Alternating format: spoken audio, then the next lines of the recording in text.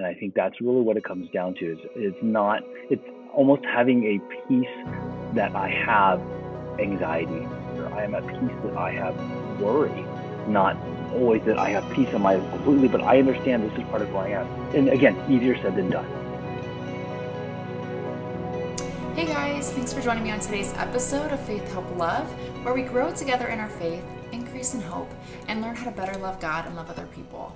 Today, we are joined by Dr. Hsia, who is a psychologist located in Mission Viejo, Orange County in California, and he's going to share with us a little bit about anxiety and OCD. He's a specialist in these areas, and I'm really excited for him to share some of what he does, as well as what it looks like to be able to move on and move forward from severe forms of anxiety and OCD. So thank you, Dr. Hsia, for joining me on the show today. If you wouldn't mind introducing yourself and telling us a little bit about you. Sure, it's an honor to join you this morning, and I appreciate the invitation. So again, I'm Hsia. I'm a psychologist, which means I have a doctorate in psychology, a PhD, and I specialize in anxiety disorders, such as like panic attacks, people who get like strong physical sensations and get worried and can't go places because they're afraid they might pass out of a heart attack, to general worry, a lot of future-oriented worries, to specific phobias like fear of dogs or fear of flying, to things like obsessive compulsive disorder. And that's the other area we do a lot of treatment of, is people have obsessional thinking patterns. They have lots of scary, catastrophic thoughts in their head, and they feel compelled to do some behavior to get rid of that. So at the OC Anxiety Center, that's what we focus our treatments on. And we try to do it in a way that's supported by research. So that's what we've been doing since 2012 now. So obviously you're like the expert in this area. We've had people on the show that have struggled with panic disorder, that have struggled with anxiety, and so just to kind of be able to hear from your perspective, kind of what causes that. So before we really jump into that, would you mind kind of sharing maybe a definition of anxiety? Sure. So, and we get this a lot, as people will call us and say, I've been diagnosed with anxiety. And very often say I've been diagnosed with anxiety and depression. So the thing is, with both of those are categories. So they're not a singular diagnosis. So when I say I'm anxious, that's different than if I say I have a specific anxiety disorder. So when we talk about anxiety disorders, we're actually using something called, let me actually copy it right here, this fun book. And this is actually a manual that we use, and this is based on data-driven scientific approach in regards to coming with diagnoses. In the same way that how do we define like diabetes, or how do you define something like obesity or cancer in that same way? So there's specific markers that people have to hit for different disorders. So with anxiety, we have a classification of disorders, anything like I was just describing, from general worry, a lot of future what ifs, to fear of certain situations. So it depends on what we're looking at. But one way to generally think about any sort of disorder is it interfering and or is it distressing to me? So the level of interference: can I get out of the house? Can I go to my job? Can I take care of my family? Those are levels of interference, to more personal things of like, I'm just not enjoying life anymore. To that goes into the level of distress. I just feel kind of overwhelmed or unhappy. I'm really distraught that I even have to deal with these things. So when we have a level of interference that becomes problematic, I can't get to my work, or work is very difficult for me, and I'm so tired by the time I get home I can't do anything. Now we have an issue, regardless of the type of disorder it is, be it a mood disorder or anxiety disorder or otherwise. So one of the major things we look for first is how big of an issue is it, and then we start looking at which criteria does this type of anxiety disorder meet for. However, in general, with anxiety disorders, we're talking about a level of worry, either current with how I feel physically, future-oriented in regards to situations that might be specific, like fear of an animal or fear of a specific environmental issue like water, like fear of water or drowning, to just a lot of what ifs. What if I don't make it to college? What if I never get married? What if my wife hates me? What if all of those sort of thinking patterns? So in general, when we talk about anxiety, it's kind of like that typical term we're using is what we expect, that worry and fear of either current things or future. And it sounds like, so many of those things you can't stop. Like those are, just, you're not going to ever, have a world without dogs or a world without water. I mean, so kind of learning ways to live and exist in a world that is somewhat out of our control. With that too, how would you, I know OCD is another diagnosis that you work with a lot at your practice. Would you kind of mind sharing also the diagnosis or the definition for OCD? Sure. And Melissa, you bring up a really good point. A lot of these things with anxiety are really about things that are out of our control, and recognizing that we don't have control over situations, as well as rather than, and I'm sure we'll talk about this later, but rather than trying to relax or get away from anxiety provoking situations, we actually want to learn how to walk through them and learn how to be able to handle them better. In regards to OCD, there's a whole classification of disorders called OCD disorders, but they're typically, we talk about obsessions and compulsions. So obsessions are thinking patterns. So the way that I'm thinking, and it becomes obsessional. So we're not talking about like once or twice or three times a day. It's like dozens to hundreds to thousands of times a day. This is all I think about. So whenever I see something, that's the filter I see through. So if I'm worried about things, one of the classic ones is contamination. So it's not that I have a thought of like, oh, I wonder if there's something on my hand. Is I'm scanning the room and looking for things that are dirty. Can I touch that? Should I even walk over there? Did that other person touch it? So there's an obsessional way of thinking that somehow it's so focused on my mind that I can't get out of that. And to lower the anxiety around those thoughts, if I give into some compulsion, then for that moment, it decreases that level of anxiety for just a little bit. However, then the thought just keeps on coming back and back and back again.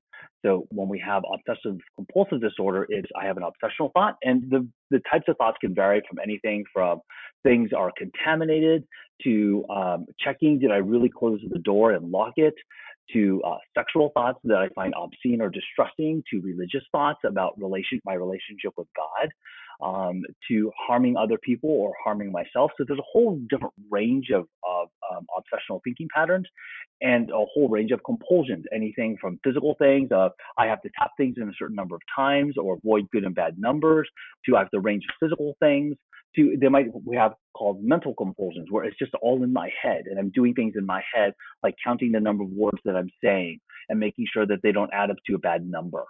So there's all sorts of different compulsions based on that obsessional thought. But the idea is that compulsion decreases my anxiety about having that thought in that moment.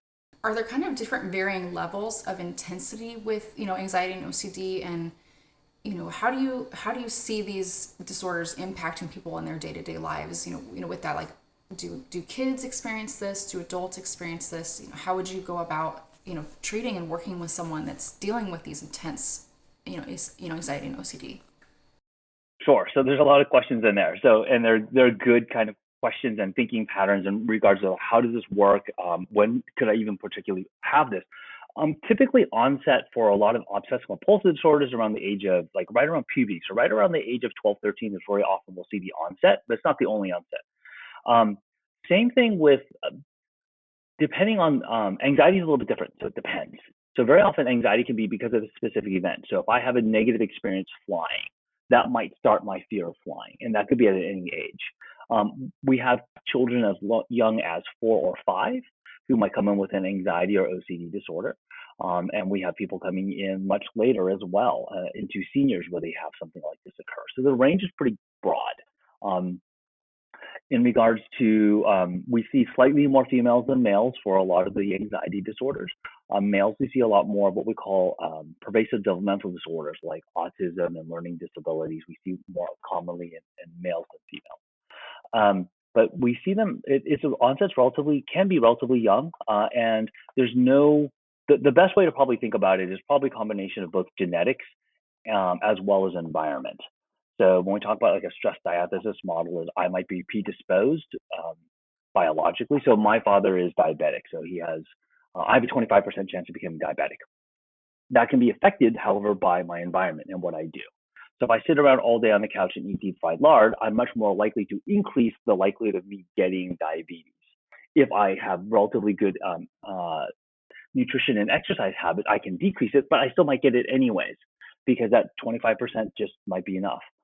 So we'll see a lot of that in the same thing with anxiety and mood disorders, as well as OCD, would be what's in the environment. So anything from what's being modeled by my parents. So if we have anxious parents, we're likely to have anxious kids. If mom can't handle being around the dog, there's no way I can, because mom's bigger and stronger than I am. So I'm learning mom can't handle this, I can't handle it. If mom gets easily overwhelmed and has lots of what ifs, then the world is a scary place. So some of it's modeled. Some of it just might be biology. as well as stressors. So some people break out in acne, other people are going to have panic attacks. So, so as we look at these things, we're trying to figure out not only kind of what the cause is, but in terms of when we talk about treatment, it's more about how do we deal with those issues. It's good to kind of understand where it comes from, but even if we know where it comes from, that doesn't solve the problem. We actually need to actually make significant shifts on how we think and how we behave around those. So, with the individuals you see, I know you see primarily children and, obviously in some adults as well, but, are they usually coming in because it's impacting their school or their work life or their personal life? Like, is that why they kind of come to see you, because they're not able to do the things that they want or need to do? Typically, yes. So again, we talk about the level of interference. Most commonly, it's a level of interference. Sometimes we'll have a spouse call, and because it's distressing to her and it's interfering in her life or his life, very often we'll have parents call because they'll start to recognize, hey, we're having one of the big things we might have is like school refusal. So that's not a diagnosis, it's a behavior, right? So then when I see the behavior school refusal, why am I refusing to go to school? And that might start figuring out, oh, it's because I might have social anxiety disorder. I'm afraid if I raise my hand and ask a question, the teacher will make fun of me, right? Even though that doesn't happen, that's what I'm afraid of. Or I'm going to feel so embarrassed that it happened, I can't go. Or I can't go late. So I have to get up at like 5 o'clock in the morning and then wake mom up at 6, even though school doesn't start to 8 and it's only 10 minutes away. But we're leaving at 7 o'clock because I want to make sure I'm on time because, oh my gosh, it'd be horrible if I'm late because everyone's going to look at me.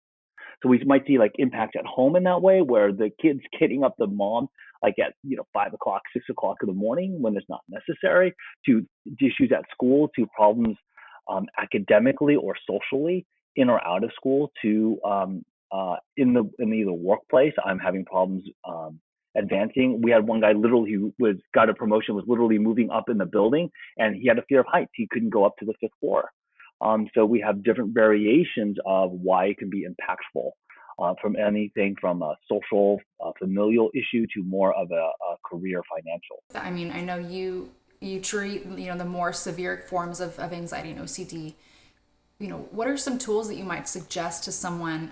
Obviously, if someone is listening to this, they should find themselves a licensed clinician to help them walk through this rather than trying to, put these into life, practice in their lives on their own.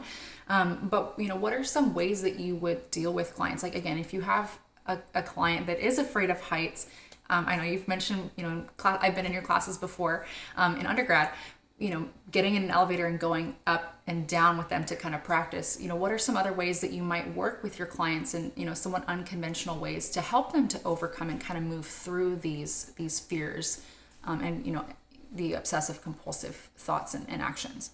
Sure. And I think there's a couple things to keep in mind. So we have kind of what we call counseling and clinical psychology.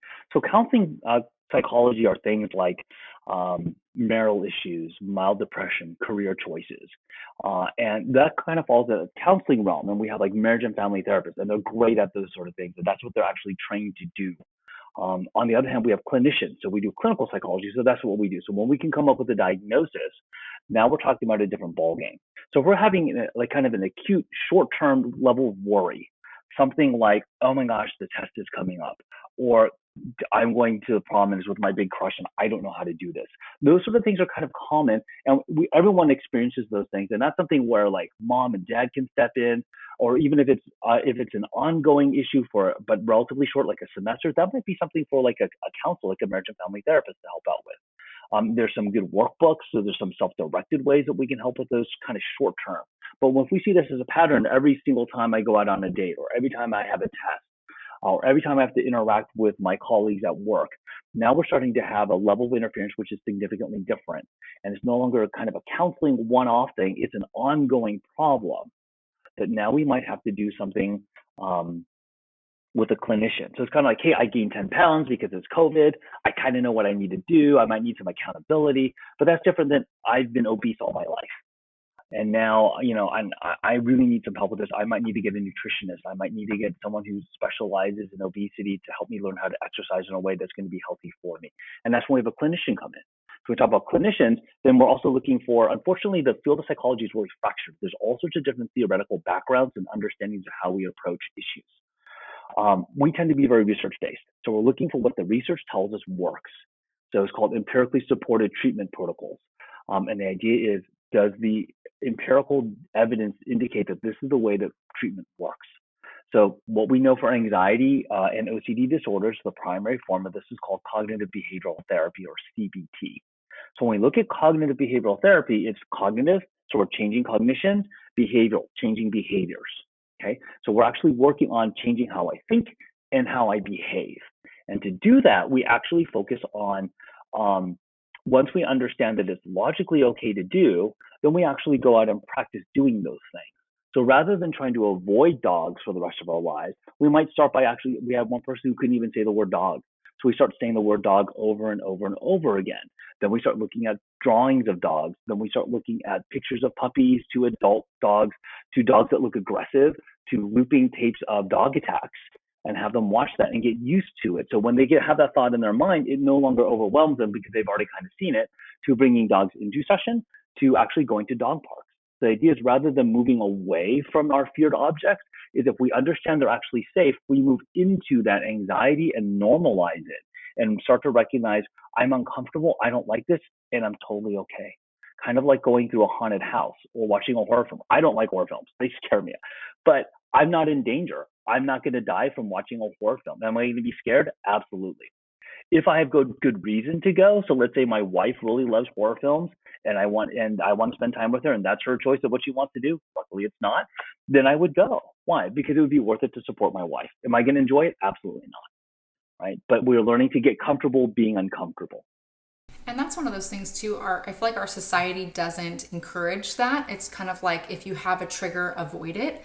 And I think that's a lot of individuals' perspectives on just how to deal with, whether it's trauma, trauma induced or, biologically induced, or, nature versus nurture type stuff. It's like, oh, well, this is triggering. I'm going to just walk around it. And I think it's cool that you do take the time, again, in small steps at first, leading up to this is, like if someone's afraid of dogs, to, being around them. And again, it's not just a, 0 to 100, but you do these incremental steps with individuals that, they might not know how to do that on their own.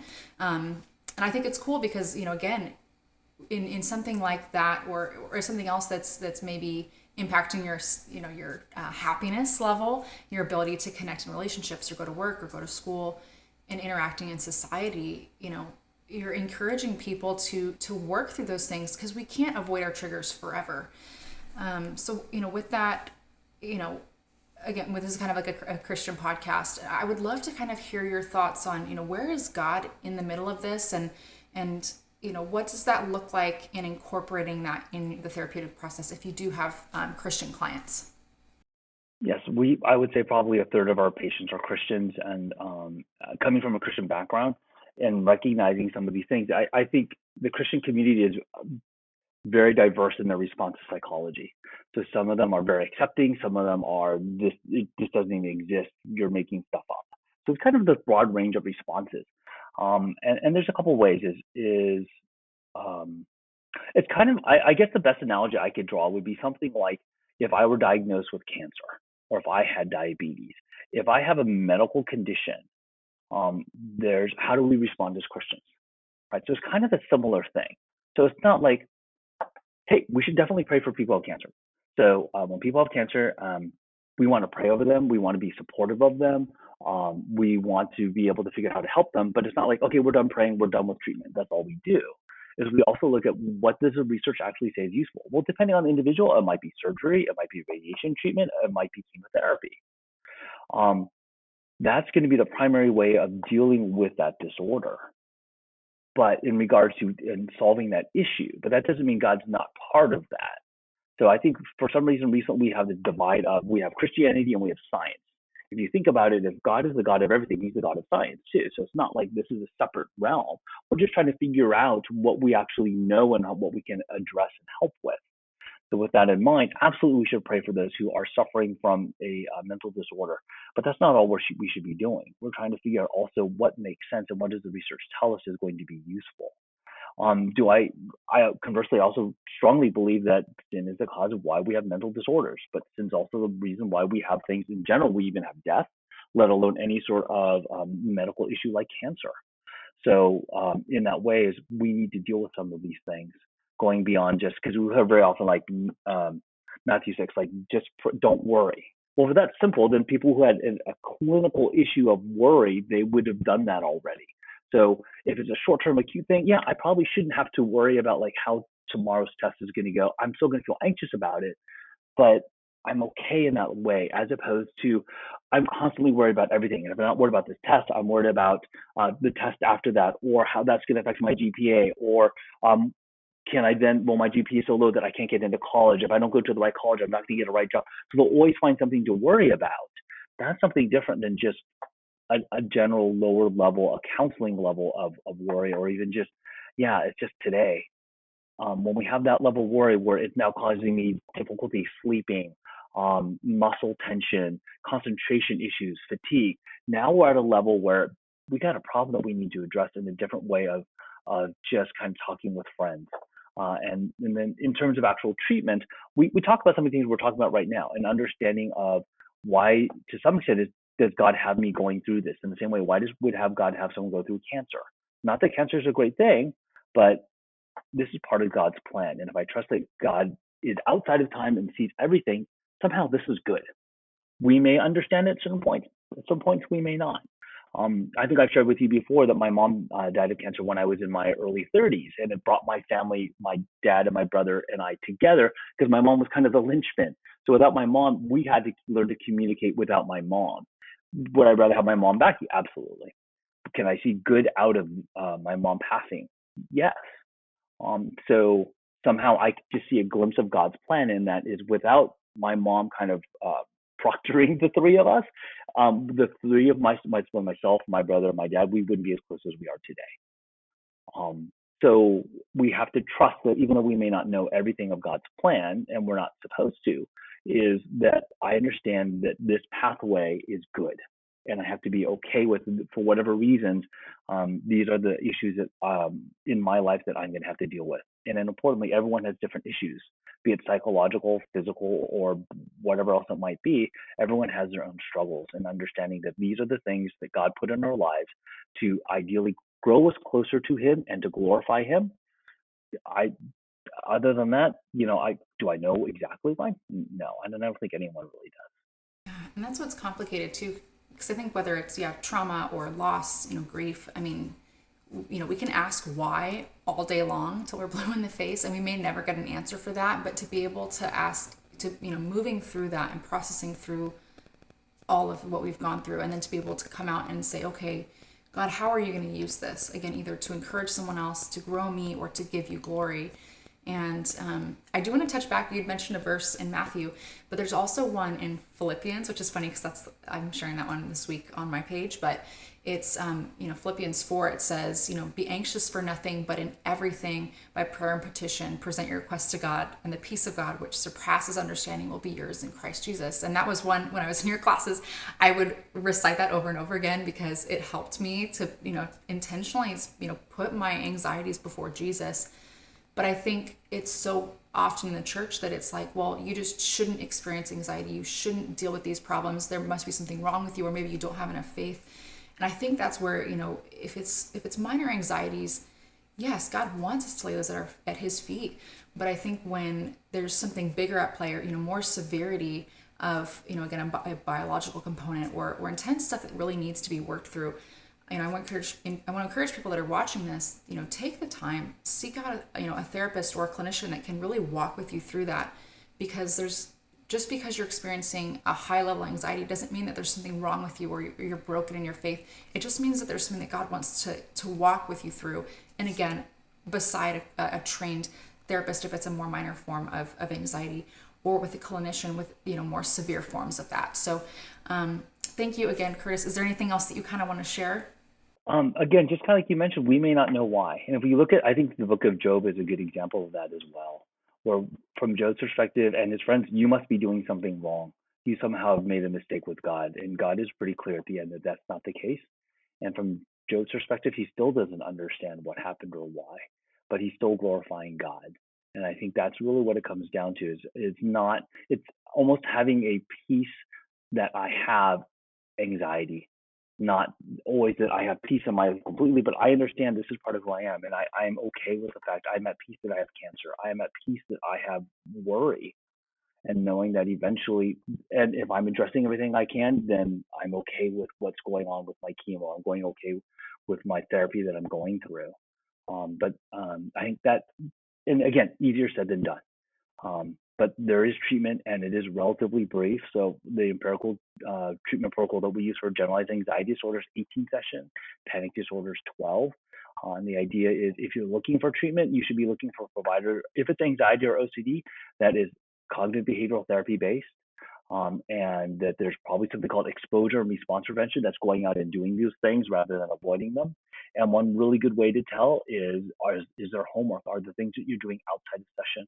It's not simply meeting once a week for 45 minutes, because it's kind of like learning a new language.